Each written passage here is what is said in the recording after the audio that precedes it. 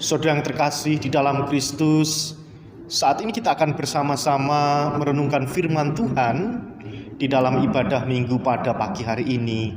Sebelumnya mari kita bersatu di dalam doa. Kami selalu mengucap syukur ya Tuhan atas penyertaan yang Kau berikan kepada kami. Pagi hari ini bersama dengan keluarga, kami hendak menerima pemberitaan firman. Kiranya firman yang akan kami terima boleh menjadikan hidup kami berarti, hidup yang dikasihi oleh Tuhan, hidup yang terberkati.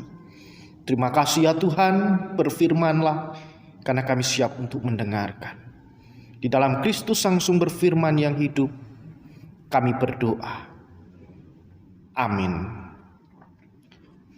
Saudara yang terkasih di dalam Kristus, firman Tuhan pada pagi hari ini terambil di dalam Injil Markus pasal 7 ayat 24 sampai 37 yang demikian. Lalu Yesus berangkat dari situ dan pergi ke daerah Tirus. Ia masuk ke sebuah rumah dan tidak mau bahwa ada orang yang mengetahuinya, tetapi kedatangannya tidak dapat dirahasiakan. Malah seorang ibu yang anaknya perempuan kerasukan roh jahat segera mendengar tentang dia, lalu datang dan tersungkur di depan kakinya. Perempuan itu seorang Yunani bangsa Sirofenisia. Ia memohon kepada Yesus untuk mengusir setan itu dari anaknya. Lalu Yesus berkata kepadanya, "Biarlah anak-anak kenyang dahulu, sebab tidak patut mengambil roti yang disediakan bagi anak-anak dan melemparkannya kepada anjing." Tetapi perempuan itu menjawab, "Benar Tuhan, tetapi anjing yang di bawah meja juga makan remah-remah yang dijatuhkan anak-anak." Maka kata Yesus kepada perempuan itu, "Karena kata-katamu itu, pergilah sekarang, sebab setan sudah keluar dari anakmu." Perempuan itu pulang ke rumahnya, lalu didapatinya anak itu berbaring di tempat tidur, sedang setan itu sudah keluar.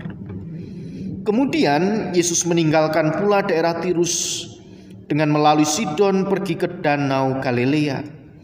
Di tengah-tengah daerah Dekapolis, di situ orang membawa kepadanya seorang yang tuli dan yang gagap dan memohon kepadanya supaya ia meletakkan tangannya atas orang itu. Dan sesudah Yesus memisahkan dia dari orang banyak, sehingga mereka sendirian, ia memasukkan jarinya ke telinga orang itu, lalu ia meludah dan meraba lidah orang itu. Kemudian sambil menengadah ke langit, Yesus menarik nafas dan berkata kepadanya, "Efata," artinya terbukalah. Maka terbukalah telinga orang itu, dan seketika itu terlepas pulalah pengikat lidahnya. Lalu ia berkata-kata dengan baik.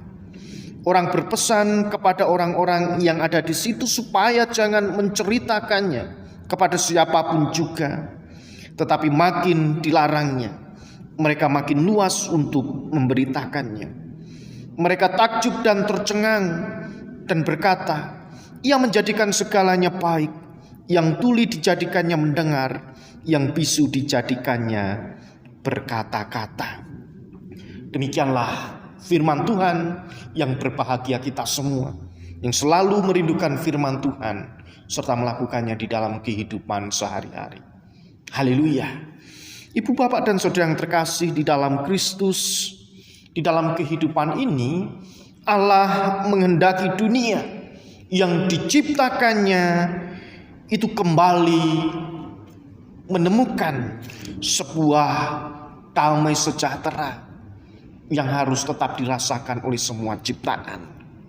Oleh sebab itu di dalam bacaan ini ada seorang perempuan Sirofenisia, adalah seorang Yunani, di mana ia memohon pertolongan agar Yesus menyembuhkan anak perempuannya yang kerasukan roh jahat. Sirofenisia di dalam bahasa Yunani yaitu Suropoinikisa, adalah sebutan yang digunakan kepada seorang non-Israel dari daerah Tirus dan Sidon. Jadi di sini disebutkan bahwa perempuan Sirofenisia yang disebut di dalam bacaan kita secara harafiah yaitu Kananaya, yaitu orang Kanaan. Karena penduduk awal Fenisia adalah keturunan orang-orang Kanaan. Kita bisa mengetahui bahwa Sirofenisia dan juga merupakan orang-orang Kanaan ini adalah golongan orang non-Yahudi. Karena orang Yahudi menganggap bahwa di luar dari kaum mereka, yaitu orang non-Yahudi.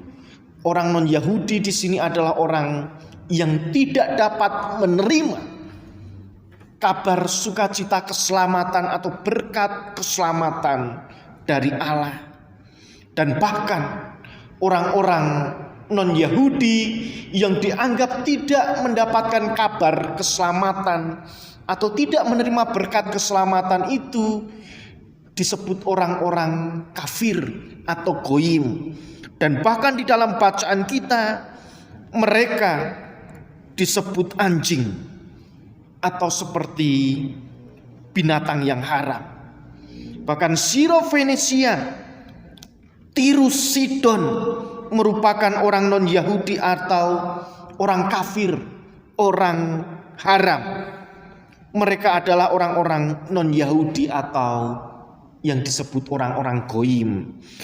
Mereka adalah kelompok yang tidak mendapatkan berkat keselamatan dari Allah menurut orang Yahudi. Oleh sebab itu, orang non-Yahudi atau yang mereka sebut orang kafir, mereka hanya bisa menerima remah-remah roti yang jatuh dari meja tuannya. Roti di sini memiliki arti bahwa roti atau artos dalam bahasa Yunani yang dimiliki oleh bangsa Yahudi adalah mujizat Yesus Kristus di dalam pelayanannya menyembuhkan penyakit dan mengusir roh-roh jahat. Yesus melihat bahwa ciptaannya yang sudah dianggap orang kafir, ciptaannya yang sudah disebut orang-orang yang tidak mendapatkan berkat keselamatan, dan bahkan secara kasar orang Yahudi membeli label anjing kepada orang-orang non-Yahudi. Ternyata mereka yang dianggap kafir, mereka yang tersisihkan, ternyata juga bisa mendapatkan berkat keselamatan dari Allah. Oleh sebab itu ibu bapak dan saudara yang terkasih di dalam Kristus, dari bacaan ini kita bisa melihat bahwa Kristus datang untuk menyelamatkan dunia. Kristus datang untuk mengubah keadaan dunia. Kristus datang untuk memberikan keselamatan bagi dunia. Meskipun Allah berkenan memilih bangsa Israel sebagai bangsa yang dikasihinya, akan tetapi Allah tetap terbuka lebar kasih-Nya dan berkenan menerima siapa saja tanpa memandang latar belakang seseorang. Ini yang menarik, bagaimana cara pandang Allah itu berbeda dengan cara pandang orang-orang Yahudi. Karena kebaikan Tuhanlah yang menjadi inspirasi dan kekuatan manusia yang percaya di dalam berbuat baik sebagai ungkapan syukurnya. Oleh sebab itu, tidak peduli apapun yang saat ini kita alami, atau siapapun yang merendahkan kehidupan kita, kita tetap berharga di mata Tuhan.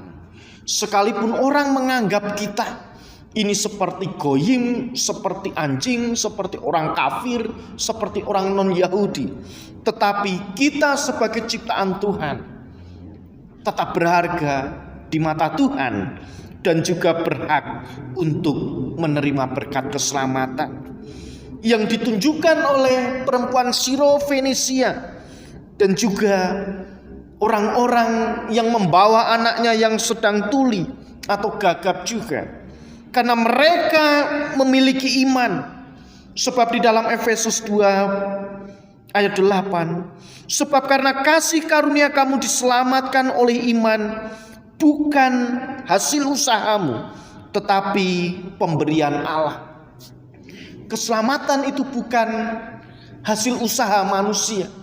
Keselamatan itu bukan milik golongan-golongan tertentu, tetapi keselamatan itu adalah pemberian Allah yang diberikan secara cuma-cuma bagi setiap orang yang mau menerima keselamatan itu. Dan perempuan Sirofenisia ini menerima dan percaya akan keselamatan yang Tuhan berikan di dalam kehidupan perempuan Sirofenisia. Karena dengan iman ada perbuatan. Melalui iman perempuan Sirofenisia, iman itu yang mendorong perempuan ini bergerak menemui Yesus, terus memohon. Inilah yang dinamakan iman. Itu harus disertai dengan perbuatan, karena tanpa perbuatan iman itu adalah mati. Oleh sebab itu, ibu bapak dan saudara yang kasih di dalam Kristus, agar kita tetap hidup, maka mari kita harus menunjukkan iman kita, ditunjukkan dengan perbuatan, tingkah laku, keseharian kita. Maka kasih karunia Allah yang telah menyelamatkan, maka kehidupan kita dilayakkan meskipun dianggap hina, meskipun kita tersisihkan, meskipun manusia itu dianggap sebagai yang kafir, sebagai yang haram, sebagai yang tidak menerima berkat keselamatan dari Tuhan. Menurut orang lain, menurut orang-orang Yahudi, tetapi menurut Tuhan, manusia sebagai ciptaannya tetap berharga, tetap mendapatkan peluang dan kesempatan untuk menerima keselamatan, asalkan memiliki iman yang menggerakkan kehidupan untuk tetap mencari Yesus, sang sumber keselamatan itu sendiri. Oleh sebab itu, ibu bapak dan saudara yang terkasih di dalam Kristus, mari kita mengucap syukur atas kebaikan Tuhan yang terus menganggap kita ini sebagai manusia yang berharga. Allah tidak membeda-bedakan. Allah tetap menolong dan mengasihi kita. Begitupun juga di dalam kehidupan kita. Jangan sampai kita membeda-bedakan orang lain, walaupun orang lain mereka berbeda latar belakang. Tetap mereka memiliki kesempatan untuk mendapatkan berkat keselamatan. Karena dengan iman manusia diselamatkan, dan itu adalah kasih karunia dari Allah. Selamat menikmati kebaikan Tuhan di dalam kehidupan ini. Selamat menjadi manusia yang diberkati dan diselamatkan, dan juga menjadi berkat untuk sesama. Roh Kudus menolong dan menuntun kita. Amin.